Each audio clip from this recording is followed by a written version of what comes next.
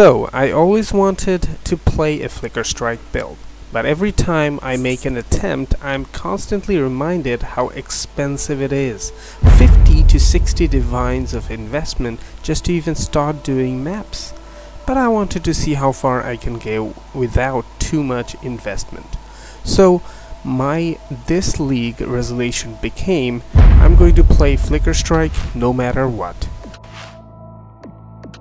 I knew Flicker needs frenzy generation to bypass its cooldown, or like power charges if you are using the Flicker Strike of Power, which came in this 3.23 patch. But let's stick with the basics. I chose Raider because it's the easiest solution to generate frenzy charges. I looked at few builds from PoE Ninja to get some information or inspiration. I was baffled to see there are more Slayers than Raiders playing Flicker Strike. But I'm not like most other people, so I chose to stick with Raider because I wanted to do a basic build. And another bummer, most people are playing this build with a weapon and a shield, or like two-handers. Only 2%, I repeat, 2% were dual wielding. What the hell? You know what, I just don't care. I am not going to be flickering around without my favorite dual wielding Paradoxica and Savior combo. So I chose to go with dual wielding. Now, I took a look at the passive hit map as well to figure out how all these gentlemen from PoE Ninja are building their character, and I think I got enough. So, I equipped my leveling gear and started leveling my character. I used Frostblade to reach around level 36, and I completed my first lap. That allowed me to ascend into Raider, and then I started living my life as a professional Flicker Striker, or something like that. Killing Dereso was unbelievably easy. I was pressing right click the whole time.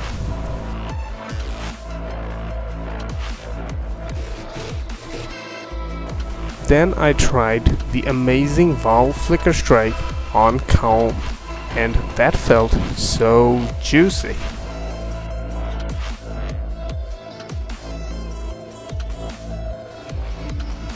Man, Piety didn't even have a chance. I died a couple of times to Malachi, but who cares, right?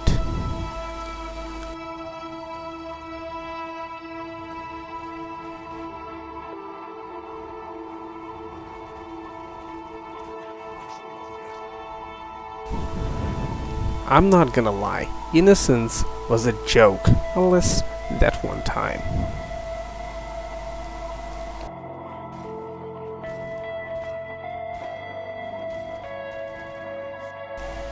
Kitava at Act 5 was so easy peasy lemon squeezy.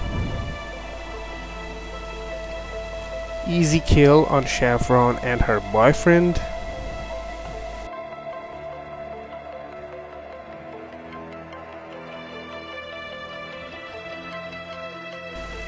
Here goes down the Goatman.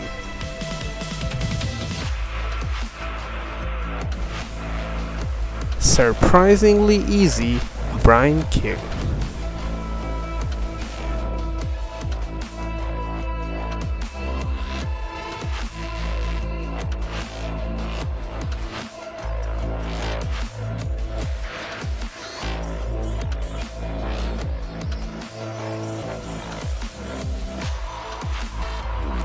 Progressing farther down the road here is the death of a bad artist.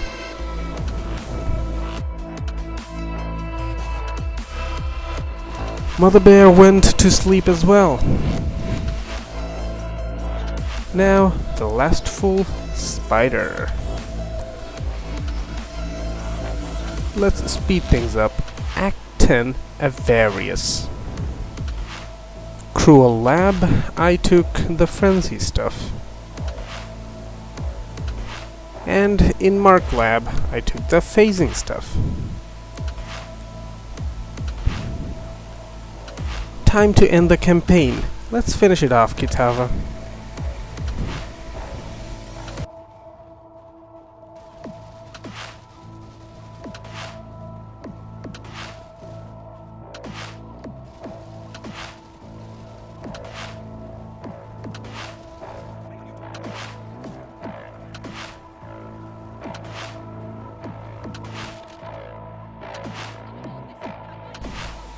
After completing the campaign, I bought a Farrell's Fur, 6-linked for 3 divines, Pandemonious for 2 divines, Grim Sorrow for 5 chaos, Dark Ray Vector for 1 chaos.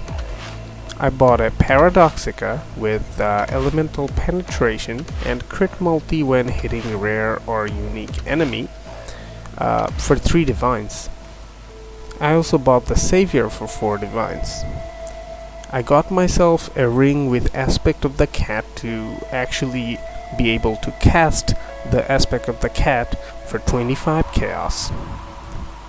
And I also got a Replica Abyssus for 22 chaos. And the rest of the items are like rares with life and resist, some stats. You know the deal. In case you're wondering how did I fix my resistances with only 4 or so rare items, I was using Oath of the Magi from the Warden of the Magi Wildwood Ascendancy and kept my helmet and boot slots empty for resistance and movement speed respectively. I think it's a good time to tell you I hate Affliction, and these wisp and mechanism I just ugh. After completing the campaign, I spammed Desecrated Chambers for completing up to 6 Ascendancy point for my Warden of the Magi and call it a day. I never even touched it once after that. I don't care how inefficient it is, I won't go ahead and do that. I just hate that mechanic. Little rant aside, I spec'd into Delve, Ambush and Harvest in the Atlas tree and started doing maps and getting nice drops.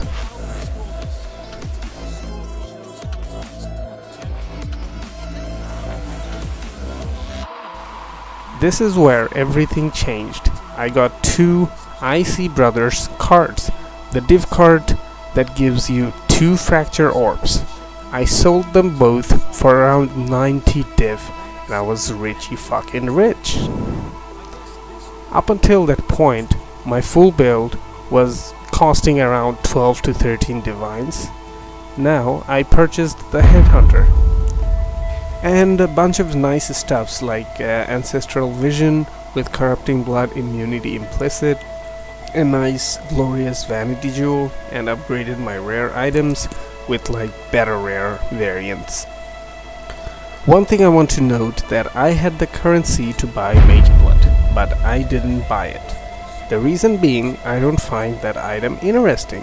Headhunter gives you stolen buffs. What does Mageblood do? It gives me stronger flasks?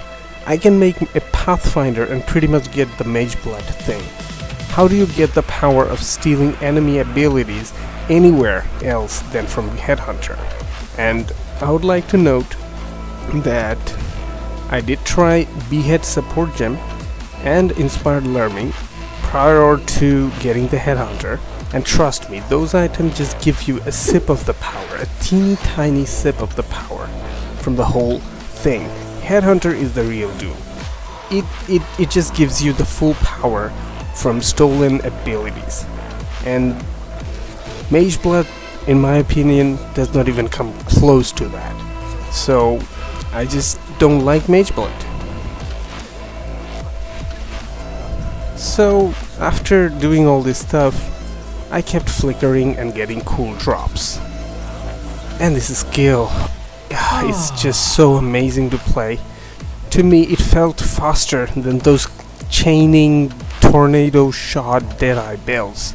And those who complain about getting a headache from playing Flicker, I just don't know what they're talking about. I have been playing for a week now. I felt nothing, no headache, no nothing. It's a cool as hell ability and you must try it out. If it feels weird while you are watching this clip, trust me, it is not clunky. You do not just run into stuff on your own as you think. It's very much controllable. Just try it. It's an ability that you will have to try to understand. It is not as complex as clunky. It's a fucking amazing ability. You just need to try it. With all this being said, I will leave you guys to the rest of the video with some nice drops and some amazing Flicker gameplay. Cheers, guys.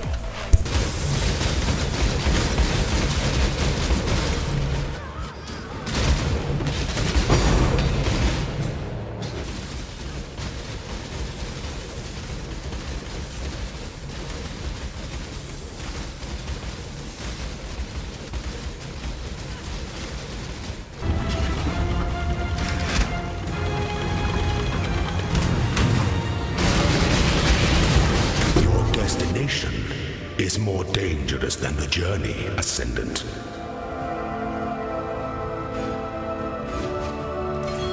Results were good. Now they've stepped into the 3D world and people aren't judging them by 3D standards, which they have to be.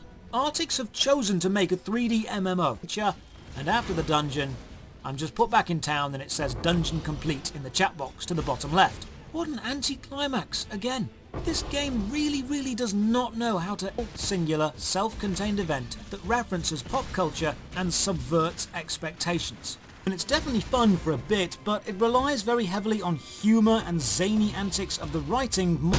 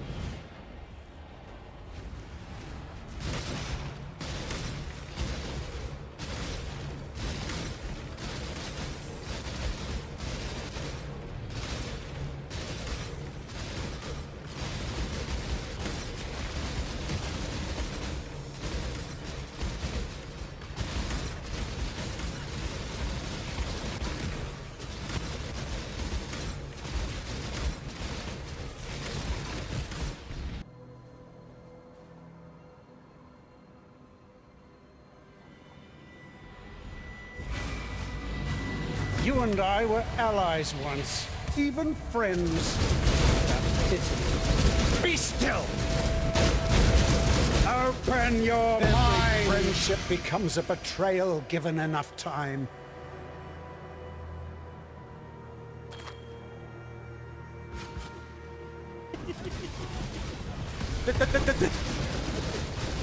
Let me just casually walk away in war. And let me just walk in front of the fucking Sherman. The biggest